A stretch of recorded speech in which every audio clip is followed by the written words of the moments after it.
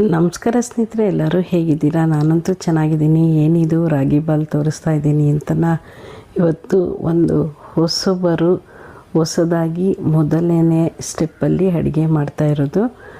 ಅವ್ರು ಯಾರು ಏನು ಅಂತ ಕೊನೆಯಲ್ಲಿ ನಾನು ವಿಡಿಯೋ ಹೇಳ್ತೀನಿ. ಅವರು ತುಂಬ ಚೆನ್ನಾಗಿ ಒಂದ್ಸಲಿ ಮುದ್ದೆ ಮಾಡಿದರು. ಅವ್ರ ಕೈಯಲ್ಲಿ ಮುದ್ದೆ ಮಾಡಿಸ್ದೆ ಸ್ನೇಹಿತರೆ. ಅವರು ಉಪ್ಪಾಕಿ ಮತ್ತು ತುಪ್ಪನ ಹಾಕಿ ಈ ಥರ ಹಿಟ್ಟನ್ನು ಹಾಕಿ ಮಾಡ್ತಾಯಿದ್ರು. ಅವರು ಮುದ್ದೆ ಮಾಡಿದಾಗ ತುಂಬ ರುಚಿ ಕೊಡ್ತು. ಸರಿ ಇಲ್ಲೂ ಮಾಡಮ್ಮ ಅಂತ ಹೇಳಿ ಮಾಡಿಸಿದ್ದು. ಅವರು ಎಲ್ಲ ಒಟ್ಟಿಗೆ ಹಾಕ್ತಾರೆ, ನಾವು ಹುಕ್ಕರಿಸಿ ಮಾಡ್ತೀವಿ, ಅವರು ಒಟ್ಟಿಗೆ ಹಾಕಿ ಮಾಡ್ತಾರೆ ಮುದ್ದೆನ. ಸರಿ ಹೇಗೆ ಮಾಡ್ತಾರೇನೋ ಅಷ್ಟೊಂದು ರುಚಿಯಾಗಿತ್ತಲ್ಲ ಅಂತ ಹೇಳಿ ನಾನು ಮುದ್ದೆನ ಮಾಡಿಸ್ದೆ ಸ್ನೇಹಿತರೆ. ತುಂಬ ಚೆನ್ನಾಗಿ ಮುದ್ದೆ ಬಂದಿತ್ತು. ಈ ರೀತಿಯೂ ಮಾಡ್ಬೋದು ಅಂತ ನನಗೆ ಗೊತ್ತಾಯಿತು. ಅದಕ್ಕೆ ಮುಂಚೆ ನನಗೆ ಅಷ್ಟೊಂದು ಗೊತ್ತಿರಲಿಲ್ಲ. ನಾವು ಉಕ್ಕರಿಸೇ ಮಾಡ್ತಾ ಇದ್ದಿದ್ದು, ಅಂದರೆ ಅದು ಹುಕ್ ಬಂದ ಮೇಲೇ ಹಿಟ್ಟು ಕಲಿಸ್ತಾ ಇದ್ದಿದ್ದು. ಇವರು ಈ ರೀತಿ ಮಾಡೋದು ನೋಡಿ ನನಗೆ ಈ ರೀತಿಯೂ ಮಾಡ್ಬೋದಾ ಅಂತ ಖುಷಿ ಆಯಿತು. ಆದರೆ ತುಂಬ ಚೆನ್ನಾಗಿ ಬೆಣ್ಣೆ ಥರ ಇತ್ತು ಸ್ನೇಹಿತರೆ.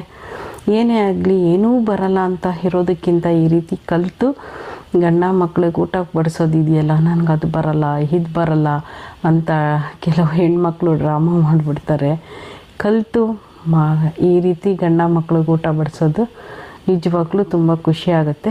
ಅವರೊಂದು ಟಿಪ್ಸ್ ಹೇಳಿದ್ರು, ಹೇಗೆ ಮಾಡಿದ್ರೂ ಹಿಟ್ಟು ಚೆನ್ನಾಗಿ ಬೆಂದುಬಿಟ್ರೆ ಏನೂ ತೊಂದರೆ ಆಗೋಲ್ಲ ಮತ್ತು ಗಂಟಾಗಲ್ಲ ಅಂಥೇಳಿ. ಹೌದು ಸ್ನೇಹಿತರೆ, ಗಂಟು ಆಗಬಾರ್ದು, ಚೆನ್ನಾಗಿ ಬೆಂದಿರಬೇಕು. ಈ ಎರಡು ತಿಳ್ಕೊಂಡ್ರೆ ಸಾಕು. ಹೇಗೆ ಬೇಕಾದರೂ ನಾವು ಮುದ್ದೆನ ಮಾಡಬಹುದು. ನೋಡಿ, ಅವರೊಂದು ಸ್ವಲ್ಪ ಗಟ್ಟಿ ಆಯಿತು ಅಂದರೆ ಒಂದು ಸ್ವಲ್ಪ ನೀರು ಹಾಕಿ ಸಣ್ಣ ಉರಿಯಲ್ಲಿ ಚೆನ್ನಾಗಿ ಬೇಯಿಸಿ ಮುದ್ದೆ ಮಾಡಿದರು. ಅದಕ್ಕೆ ನಾನು ನಿಮ್ಗೆ ಹೇಳಿದೆ, ಕೆಲವರೆಲ್ಲ ಹೆಣ್ಣು ಮಾಡ್ತಾರೆ, ನಂಗೆ ಮುದ್ದೆನೇ ಮಾಡೋಕ್ಕೆ ಬರಲ್ಲ ಹಾಗೆ ಹೀಗೆ ಅಂತ ಕೆಲವ್ರಿಗೆ. ಯಾಕಂದರೆ ಎಲ್ಲರಿಗೂ ಹೇಳಲ್ಲ ನಾನು, ಇಲ್ಲಿ ಕೆಲವ್ರಿಗೆ ಹೇಳೋದಷ್ಟೇನೆ. ನೋಡಿ, ಈ ರೀತಿ ಎಲ್ಲ ಮುದ್ದೆ ಮಾಡಿದ್ರು. ನನಗನ್ನಿಸ್ತು, ನಿಜವಾಗಿ ಹೆಣ್ಮಕ್ಳು ಈ ರೀತಿ ಪ್ರಯತ್ನ ಪಡೋದ್ರಲ್ಲಿ ತಪ್ಪೇನಿಲ್ಲ. ಅವ್ರು ಪ್ರಯತ್ನ ಪಟ್ಟು ರುಚಿಯಾಗಿ ಬಡಿಸಿದ್ರಲ್ಲ, ಖುಷಿಯಾಯಿತು. ತುಂಬ ಚೆನ್ನಾಗಿತ್ತು, ಒಂದು ಗಂಟೆ ಇರಲಿಲ್ಲ. ಮತ್ತು ಉಪ್ಪು ಹಾಕಿದ್ರೆ ಒಂದು ರೀತಿ ರುಚಿ ಇರುತ್ತೆ ಸ್ನೇಹಿತರೆ. ನಾನು ಮಾಡಿದ್ರೆ ಉಪ್ಪು ಹಾಕಿರಲ್ಲ. ಹಾಗಾಗಿ ಹೇಗೆ ಮಾಡ್ತಾರೆ ಏನು ಸೌಜನ್ಯವರು ಅಂದ್ಬಿಟ್ಟು ನಾನು ಕಾತುರದಿಂದ ಕಾದು ನೋಡಿದೆ.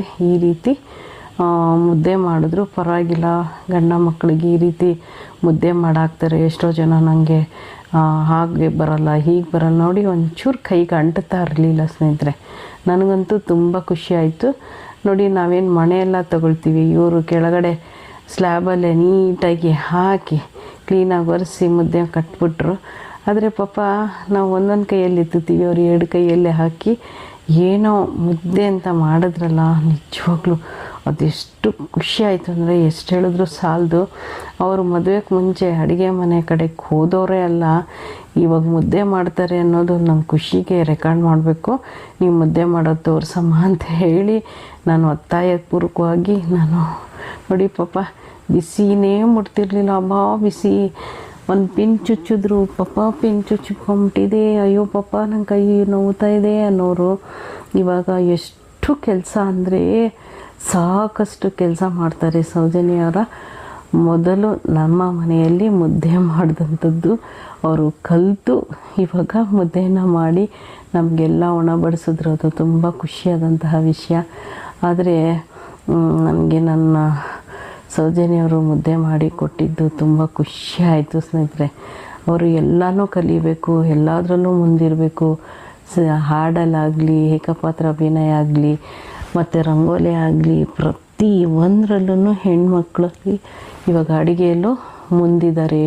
ಮಗು ನೋಡ್ಕೊಳ್ಳೋದಾಗಲಿ ಎಲ್ಲದರಲ್ಲೂ ಮುಂದಿರೋ ಸೌಜನ್ಯವರಿಗೆ ದೇವರು ಒಳ್ಳೇದು ಮಾಡಲಿ. ಯಾಕಂದರೆ ಎಲ್ಲ ಕಲಿಬೇಕು. ಎಲ್ಲ ಹಬ್ಬ ಹುಣ್ಣಿಮೆ ಅನ್ನೋದು ತುಂಬ ಚಿಕ್ಕದ್ರಿಂದ ನೀವೇ ನೋಡಿದ್ದೀರ ಸಾಕಷ್ಟು ವಿಡಿಯೋಗಳಲ್ಲಿ. ಅವರ ಹಬ್ಬ ಹುಣ್ಣಿಮೆಗಳಾಗಲಿ ಎಲ್ಲನೂ ಅಷ್ಟೇ ಮನಸ್ಪೂರ್ವಕವಾಗಿ ಖುಷಿಯಾಗಿ ಮಾಡ್ತಾರೆ. ಎಜುಕೇಷನ್ನು ಅಲ್ಲೂ ಒಳ್ಳೆಯ ಎಜುಕೇಷನ್ನು, ಒಳ್ಳೆಯ ಕೆಲಸ, ಹಾಗೆ ಮನೆ ಸಂಸಾರದಲ್ಲೂ ಇದಾಗಿರ್ತಾರೆ. ಅದು ತುಂಬ ಖುಷಿಯಾದಂತಹ ವಿಷಯ. ಯಾರ ಕಣ್ಣನ್ನು ತಾಕ್ದಂಗೆ ಇರಲಿ ಭಗವಂತ. ಆದರೆ ನನಗೆ ನನ್ನ ಮಗಳ ಕೈಯಲ್ಲಿ ಮುದ್ದೆ ತಿನ್ನೋ ಸೌಭಾಗ್ಯ ಸಿಕ್ತು. ತುಂಬ ಖುಷಿಯಾಯಿತು ಸ್ನೇಹಿತರೆ. ಎಲ್ಲರಿಗೊಂದೊಂದು ಮುದ್ದೆ ಮಾಡಿ ಕೃಷ್ಣನಿಗೊಂದು ಮುದ್ದೆ ಇಟ್ಟರು. ಇದು ನನಗೆ ತುಂಬ ತುಂಬ ಖುಷಿ ಆಯಿತು. ನಮ್ಮ ಅಜ್ಜಿ ಹೇಳೋರು ಮುದ್ದೆ ಮಾಡಿದ್ಮೇಲೆ ಭಗವಂತನಿಗೊಂದು ತುತ್ತು ಎತ್ತಿಡ್ಬೇಕಂತ. ನೋಡಿ ಈ ರೀತಿ ಒಂದು ತುತ್ತು ಎತ್ತು ಆ ಪಾತ್ರೆಯಲ್ಲಿ ಹಾಕಿಟ್ರು, ಅದು ನನಗೆ ಖುಷಿ. ಮತ್ತು ಕೊನೆಯಲ್ಲಿ ಆ ಪಾತ್ರೆನ ನಮಸ್ಕಾರ ಮಾಡೋದಿದೆಯಲ್ಲ ಗೃಹಿಣಿಯರ ಲಕ್ಷಣ ಸ್ನೇಹಿತರೆ. ಹೋಗಿ ಬರ್ತೀನಿ, ನೆಕ್ಸ್ಟ್ ವೀಡಿಯೋದಲ್ಲಿ ಸಿಗ್ತೀನಿ. ಬೆಣ್ಣೆಯಂತಹ ಮುದ್ದೆ.